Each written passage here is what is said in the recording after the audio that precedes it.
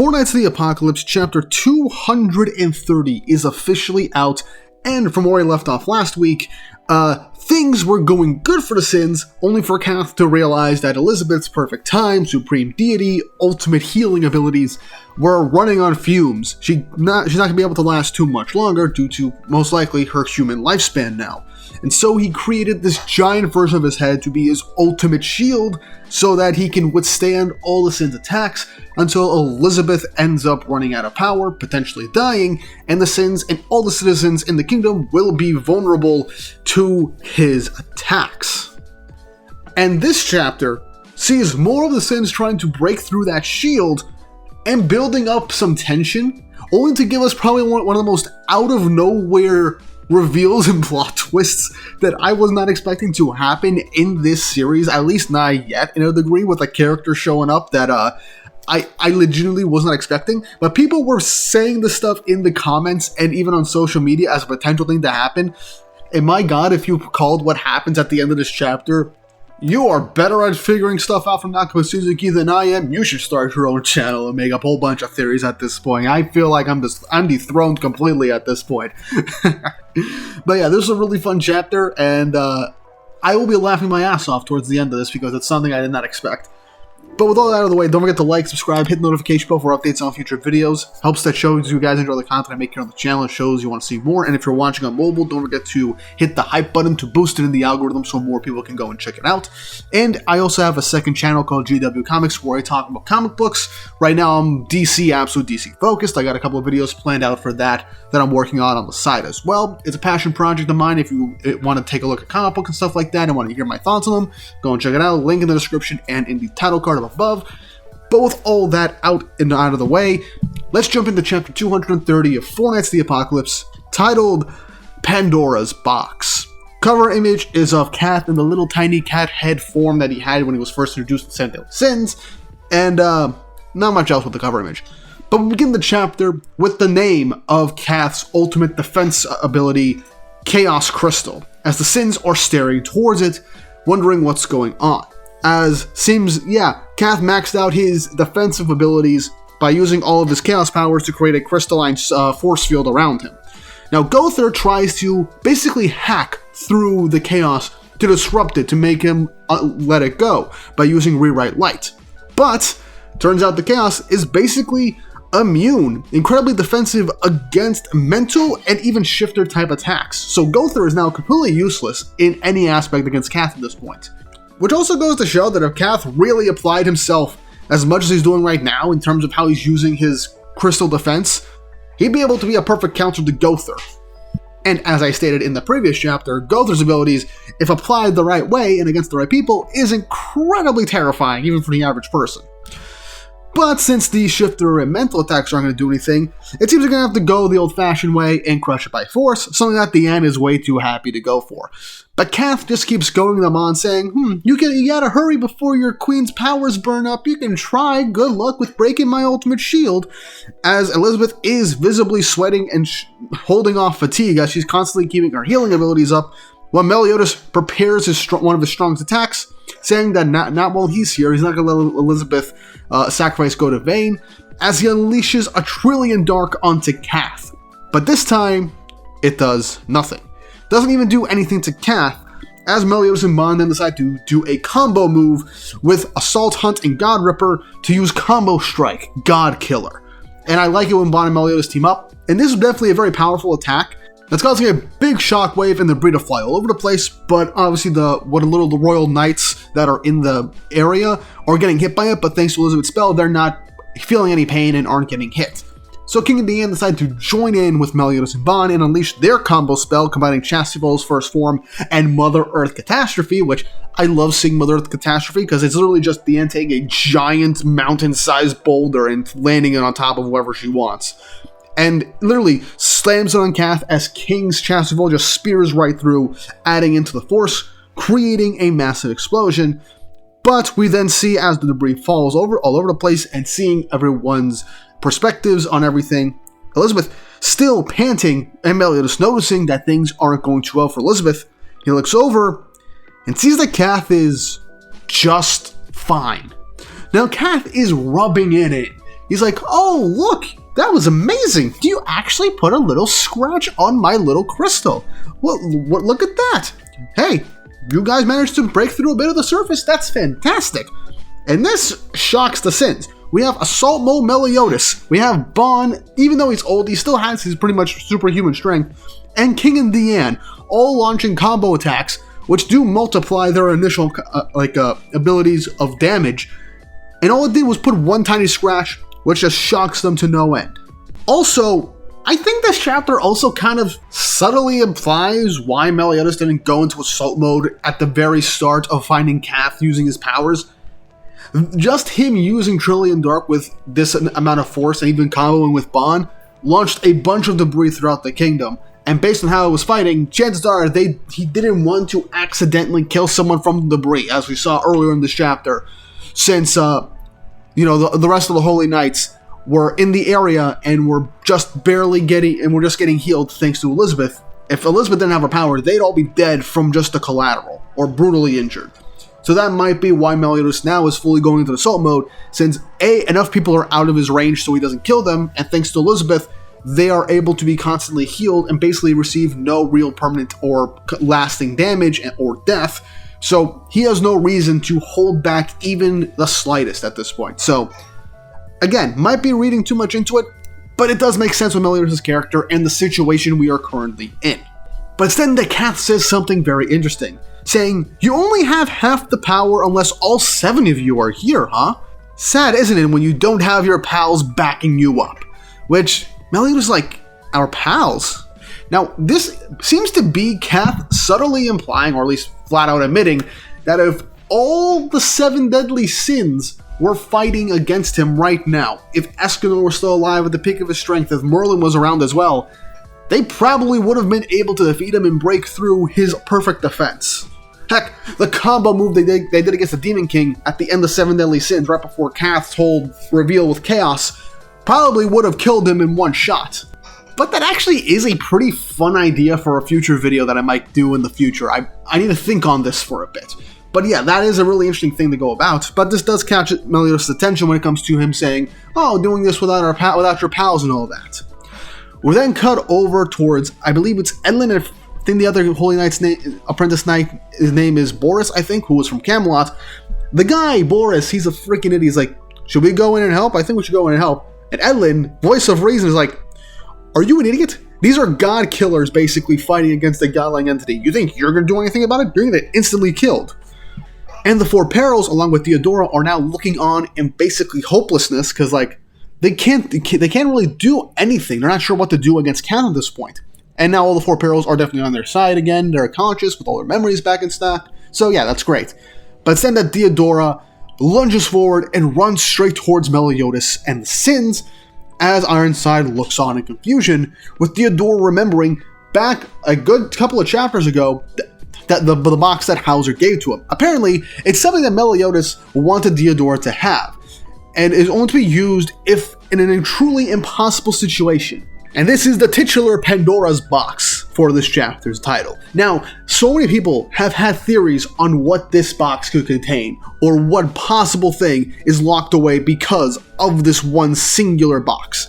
And so, we are getting that reveal in this chapter. And trust me, unless you're one of, like, I'd say 1% of people on the internet that theorize either from this or how this chapter will turn out, yeah, you would not guess what's going on.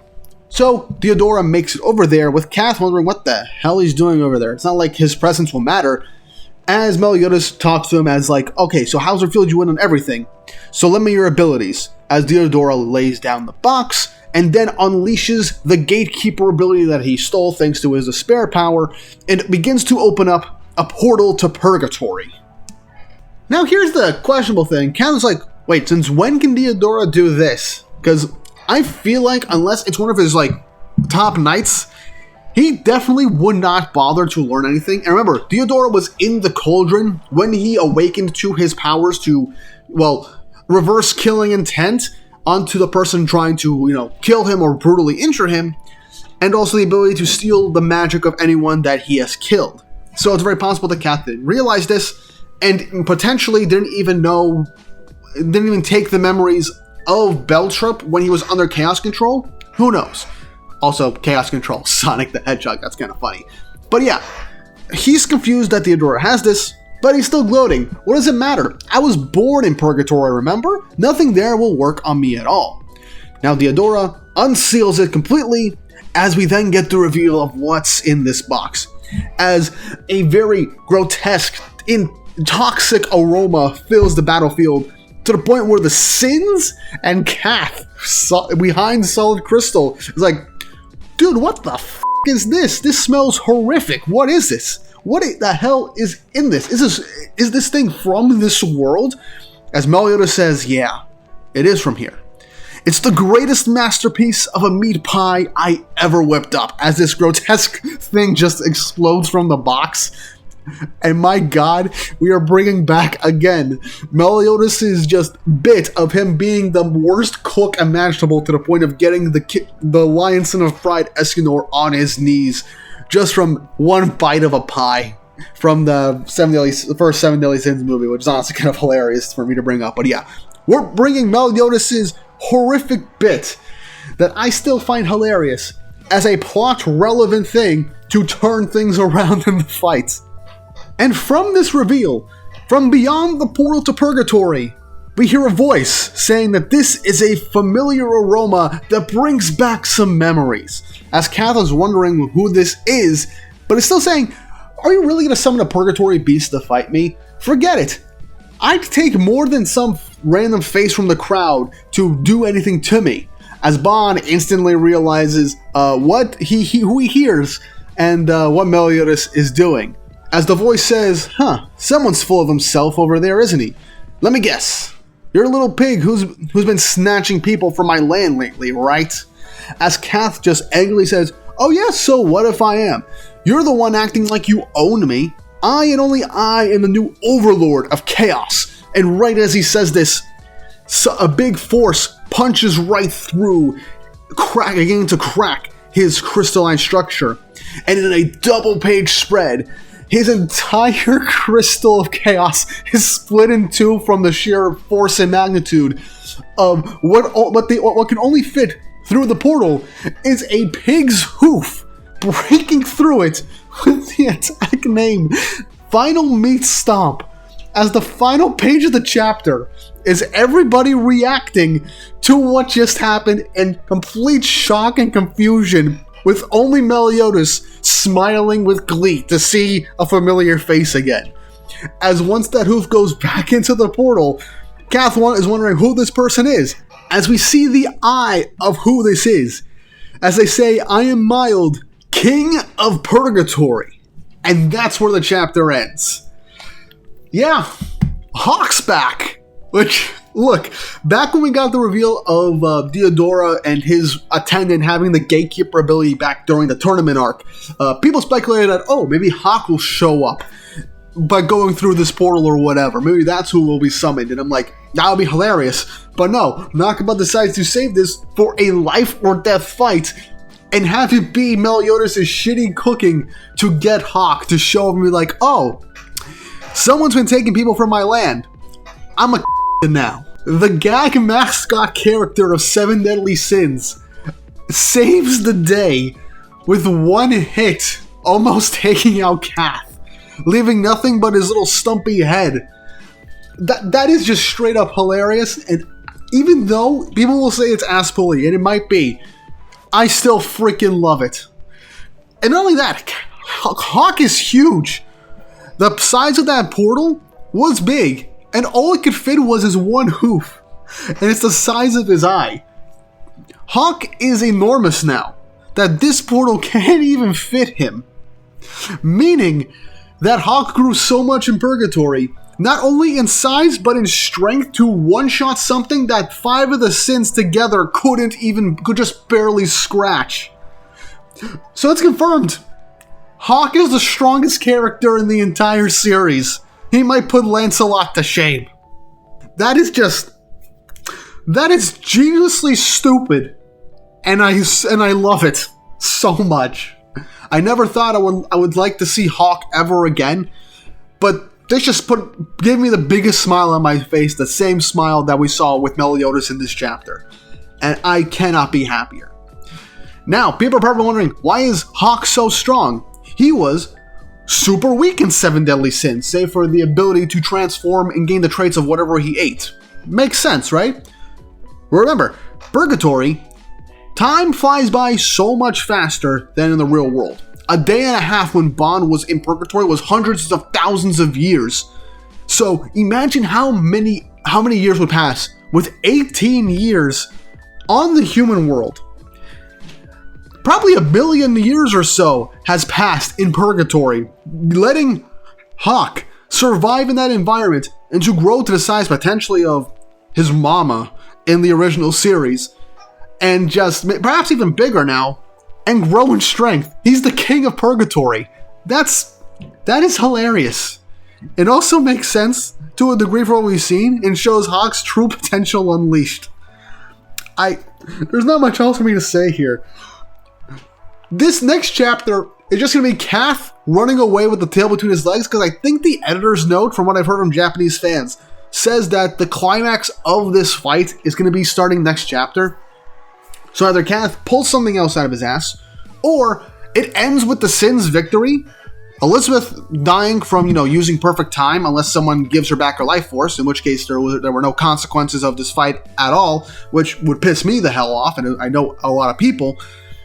But would also show that Cath still isn't strong enough to do jack shit. So now he's going to have to go and potentially find Merlin and Arthur, now that he has Merlin sent from the previous chapters after eating her doll, which means he will have to go and confront the Four Knights of the Apocalypse.